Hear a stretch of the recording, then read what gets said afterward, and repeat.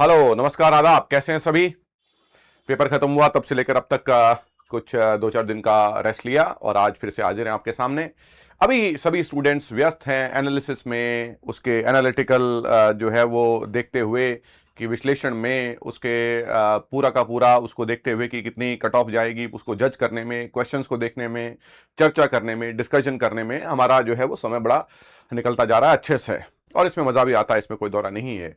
लेकिन आप सबके द्वारा ये जो काम किया जा रहा है इतने दिनों से, जो इस पे चर्चाएं हो रही हैं, एनालिसिस हो रहा है, इस पे जो विश्लेषण हो रहा है, वो जो पेपर हुआ है आपका, जो आपने वहां पर किया है, उसमें रत्ती भर भी बदलाव नहीं ला सकता है। ये सबसे बड़ी सच्चाई है। कोई बदलाव नहीं आ सकता है आपकी इन चर्चाओं से।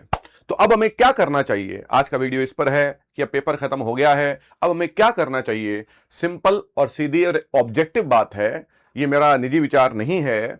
और सिंपल सीधी सी बात ये है माय डियर कि एक पेपर खत्म हो गया, वो हो गया, और अब रियल परीक्षा अब है कि अब स्टूडेंट अपना टाइम जो है वो कैसे स्पेंड करते हैं। आप अपनी तैयारी को शुरू कीजिए, अपनी तैयारी को दोबारा शुरू कीजिए, जहां से आपने खत्म किया था वहां से शुरू कीजिए। आपके वीक पॉइंट्स कौन से हैं उन पे काम कीजिए। आपके कौन से ऐसे एरियाज हैं जहां पर आपको काम करने की जरूरत है, वहां पर काम कीजिए। इस पेपर ने निश्चित रूप से आपका टाइम मैनेजमेंट है, आपके कुछ सेक्शंस हैं, आपका कुछ कॉमन सेंस है, उस पर सवालिया निशान खड़े किए होंगे। उस पर काम कीजिए, बजाय इसके कि आप कट ऑफ पर चर्चा कर रहे हैं, सीट्स पर चर्चा कर रहे हैं। ऐसे वीडियोस हमें बहुत ज्यादा अट्रैक्ट करते हैं। मैं उस पर कुछ भी नहीं कहूंगा, क्योंकि उस पर कुछ भी कहने से आपने जो किया है उसमें कोई बदलाव नहीं आ सकता है, उसमें कोई सुधार नहीं हो सकता है। सुधार हो सकता है सिर्फ और सिर्फ हमारे वर्तमान जो समय चल रहा है उसका अधिकतम प्रयोग करके। आप अपनी तैयारी को दोबारा शुरू कीजिए। हम हमारे YouTube क्लासेस भी कल से जो है वो दोबारा रेगुलर शुरू कर रहे हैं, और उम्मीद है आप सभी भी इस बात को समझेंगे कि भविष्य को संवारने का सबसे बेहतरीन तरीका यही होता है कि वर्तमान को ध्यान में रखा जाए। आपकी एक परीक्षा समाप्त हो गई, वो हो गई, लेकिन अब आप अपना टाइम कैसे स्पेंड करते हैं। और मेरी बात मान के चलिए कि ये समय ऐसे बीतता है, इसकी गति को आज तक कोई नहीं पकड़ पाया, और जो पकड़ पाया वही सफल हो जाता है। अब आप वैकेंसी 1 महीने बाद में आएगी, 3 महीने बाद में आएगी, अलग अलग तरीके की बातें हैं। कोचिंग सेंटर्स कुछ और कहेंगे, सोशल एक्टिविस्ट जो हैं वो कुछ और कहेंगे, आपके खुद के लीडर्स हैं, बहुत ज़्यादा बुद्धिमान लोग हैं, वो कुछ और कहेंगे। हर आदमी की बात आपको अलग तरीके से अफेक्ट करती है।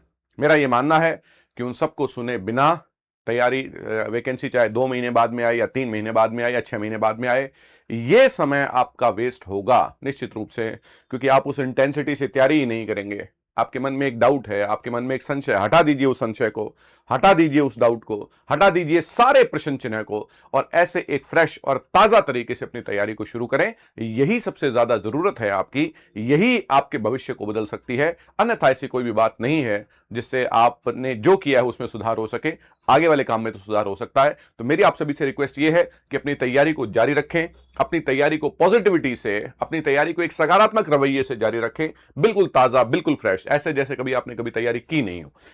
और ये वो तरीका है जिससे हम बेहतर को और बेहतरीन बना सकते हैं। अपने वीक पॉइंट्स पर काम कीजिए, अपने इर्द गिर्द सकारात्मक माहौल बना के रखिए, और किसी भी तरीके की नकारात्मक बातों से बचें। और हम अपने YouTube सेशंस जो हैं वो कल से दोबारा शुरू करेंगे। मैं बहुत कमिटेड हूं कि स्टूडेंट्स की सोच को बेहतर किया जा सके, उनके जीवन को सुधारा जा सके। बहुत बहुत शुक्रिया।